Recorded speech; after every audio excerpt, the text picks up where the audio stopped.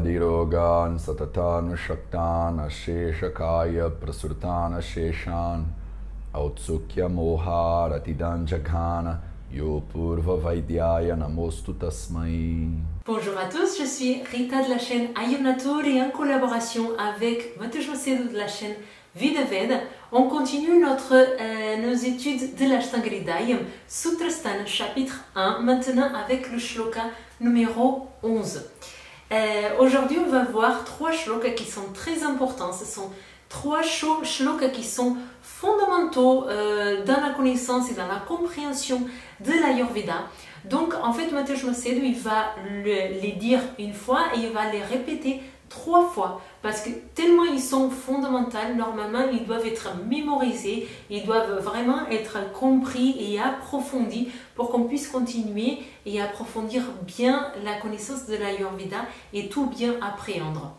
L'idée, c'est que si vous êtes vraiment motivé à approfondir vos connaissances en Ayurveda, c'est que vous puissiez écouter et peut-être répéter cette information pour que vraiment vous puissiez la mémoriser et l'intégrer. Plus que mémoriser, l'idée c'est d'intégrer l'information. Ok, là, c'est les trois derniers shlokas qui sont dédiés à l'étude des trois doshas. Après, on va partir sur d'autres notions, d'autres connaissances d'anatomie et physiologie ayurvédique.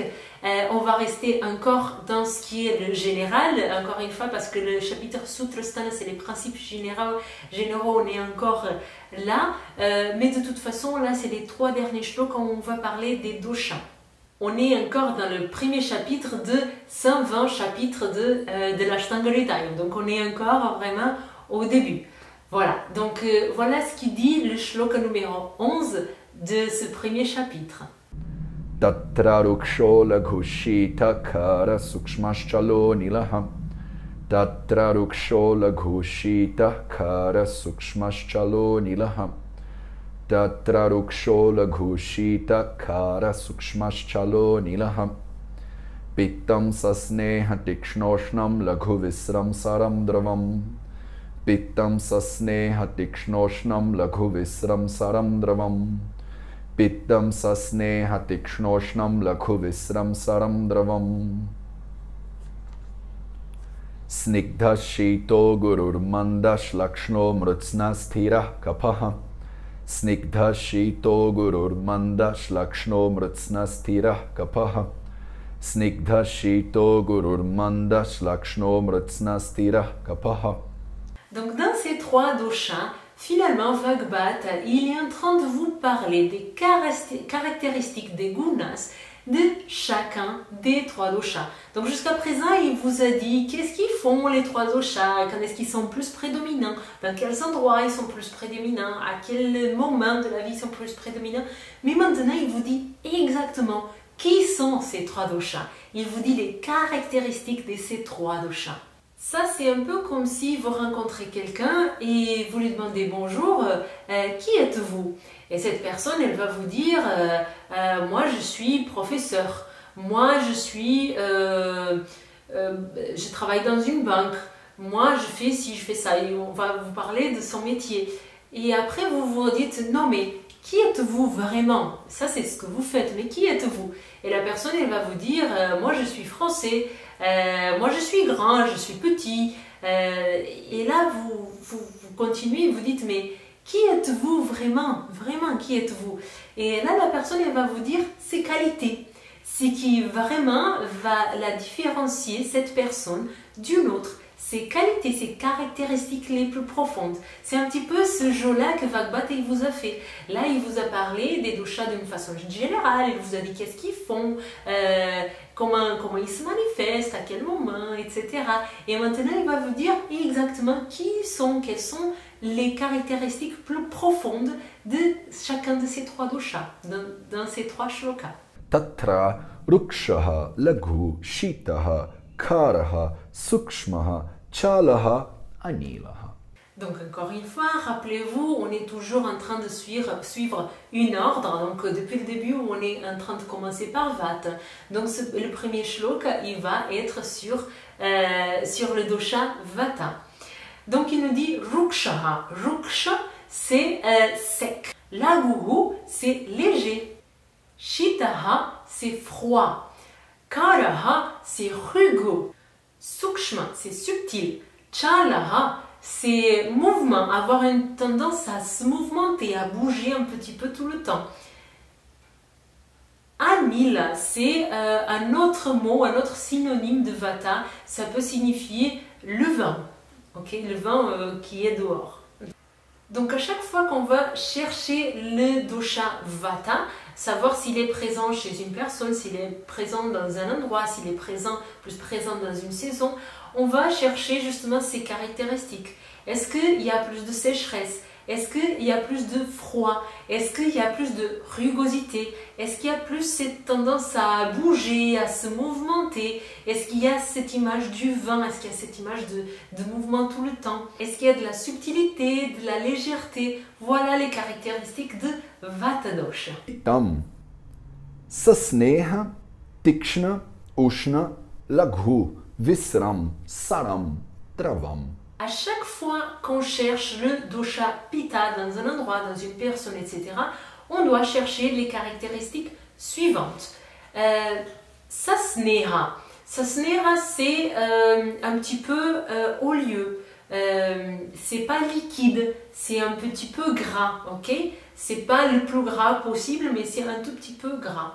Tikshna, c'est fort, c'est pénétrant, c'est tranchant. Ushna, il est chaud. Laghu, il est léger. Vishra, il a une odeur qui n'est pas très agréable. Sara, il est fluide, il a une certaine fluidité. Et Drava, il a aussi cette notion de liquide. Okay? On a vu tout à l'heure Sasneha qui était un petit peu gras, un petit peu olieux. Et là, on a la notion de liquidité, de liquide carrément. Remarquez que parfois, on peut avoir des notions qui se ressemblent un petit peu. Donc, on dit que Pitta, il est Sara, mais il est Drava. On dirait que ça se ressemble un petit peu, mais c'est pas pareil. Sara, c'est fluide, donc il y a une certaine notion de mouvement derrière. Alors que Drava, c'est vraiment le liquide, cette notion de liquide. Donc, quand on a vu pour les qualités pour Vata, on a vu que Vata, il a Chala Guna. Donc, Chala, c'est ce mouvement.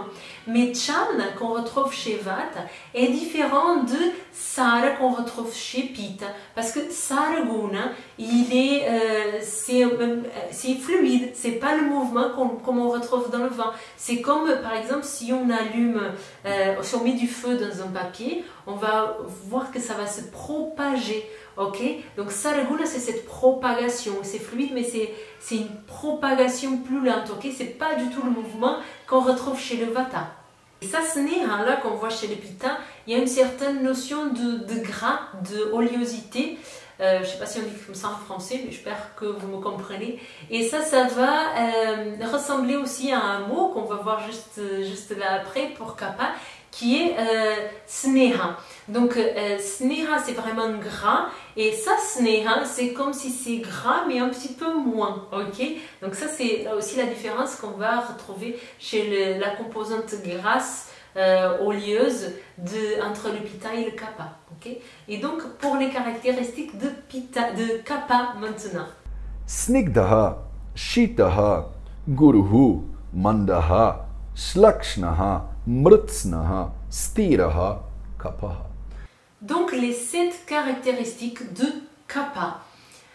Snigda, c'est le gras qu'on a vu, donc pas sasneha comme on a vu pour pitta, c'est déjà plus gras. Après on a shita, shita c'est froid, on a déjà vu froid pour vata. On a guru, guru c'est lourd, lourd en connaissance, lourd en poids. Okay? Manda c'est lent, slakshna c'est plus doux, plus lisse. Mrutsna, c'est quelque chose qui peut glisser, qui est plus onctueux et qui peut glisser un petit peu comme ça. Et finalement, shtira, que c'est la stabilité qui est très stable, qui est fixe, qui ne bouge pas. Okay? Au contraire de vata qui bouge dans tous les sens. Donc je sais que ça peut ressembler un petit peu à des mots perdus comme ça ne ressemble à rien parce qu'on n'a pas des exemples concrets, mais ne vous inquiétez pas, ça c'est la façon de Bhagavad de nous enseigner, et c'est une façon qui est très didactique, on comprend, on va petit à petit, pas à pas, avançant sur le chemin de l'Ayurveda, et pour comprendre un petit peu tout ce que ça veut dire. Ok, là, donc ne restez pas trop perdu maintenant. Si vous voulez, vous pouvez noter un petit peu tous ces mots parce que c'est important par la suite de comprendre, c'est un petit peu la clé de comprendre quels sont les gunas qui sont attribués à chacun de ces doshas. Mais il ne faut pas non plus rester, avoir peur de ne pas tout comprendre ou quelque chose comme ça parce que on va revoir toutes ces notions et ça va devenir de plus en plus clair. C'est comme ça qu'on apprend l'Ayurveda, c'est pas à pas et on va introduire une notion après l'autre et ça va devenir de plus en plus clair, de plus en plus concret. Ok, c'est comme ça qu'on apprend avec Bhagavad, c'est couche par couche. Donc on donne une première couche de connaissances qui peut être plus superficielle, avec des idées un petit peu plus perdues comme ça. Après, on rajoute une couche de connaissances et ça va être de plus en plus stable, de plus en plus intégré toute cette connaissance. Et c'est comme ça qu'ils apprennent, les médecins ayurvédiques à l'université, c'est couche après couche. Et cette connaissance elle va être de plus en plus stable, de plus en plus acquise. Ok? Et Mateusz Macedo nous explique aussi que en fait la connaissance de l'Ayurveda, on apprend la médecine, il nous explique que c'est une médecine. Et donc en fait la lecture des textes et la compréhension et l'interprétation, ce qu'on est en train de faire là, c'est que 50% du travail. L'autre 50%, il doit être pratique parce que là ce qu'on fait c'est de la théorie, c'est de comprendre les notions, de les interpréter, de les acquérir et de les prendre des notions pour nous, que ça devienne nous-mêmes. Mais après, il y a la partie de la pratique. Donc, la partie de la pratique, elle doit être faite à côté d'un Vaidya. Donc, faire la pratique, voir les patients en Inde, parce que ici en Occident, ce n'est pas reconnu comme médecine de toute façon. Donc, vous ne retrouverez pas des Vaidyas qui pratiquent la médecine ayurvédique comme ça se fait en Inde. Donc, l'autre 50% du travail, en plus d'étudier les textes et de les interpréter et d'appréhender toute cette information, c'est de pratiquer à côté d'un Vaidya. Et c'est comme ça que les médecins ayurvédiques ils apprennent et qu'ils ont la totalité de cette connaissance. Donc en fait, dans cette partie pratique, tout ce qu'on voit là dans la théorie, ça se manifeste, ça se concrétise. Donc c'est beaucoup plus facile avec la pratique de comprendre toute cette théorie. Parce que par exemple, ces gunas, on va les voir dans la pratique avec les cas qu'un médecin ayurvédique va avoir avec ses patients. Okay. J'utilise ces termes, ce sont des termes qui sont utilisés par Mateusz Macedo parce que lui, il est médecin ayurvédique, donc lui, il peut utiliser ces termes. Bien sûr qu'ici, en Occident, jamais on parle de patients, de médecine, de toutes ces choses-là parce que ça ne s'applique pas, c'est pas quelque chose qu'on fasse chez nous. Chez nous, on va donner du conseil, on va appliquer du bien-être, on peut pas utiliser ces termes-là parce que ce n'est pas reconnu comme médecine et puis on ne peut jamais pratiquer l'Ayurveda en tant que médecine en Occident, en France notamment, parce qu'on n'a pas les infrastructures, on n'a pas des cliniques ayurvédiques pour qu'on puisse pratiquer vraiment comme eux ils pratiquent en Inde. Ok, juste pour vous donner la notion. Là, j'utilise vraiment les mots de Mateusz Macedo. C'est pour ça, là, mon travail c'est de traductrice, donc je traduis vraiment ce qu'il dit.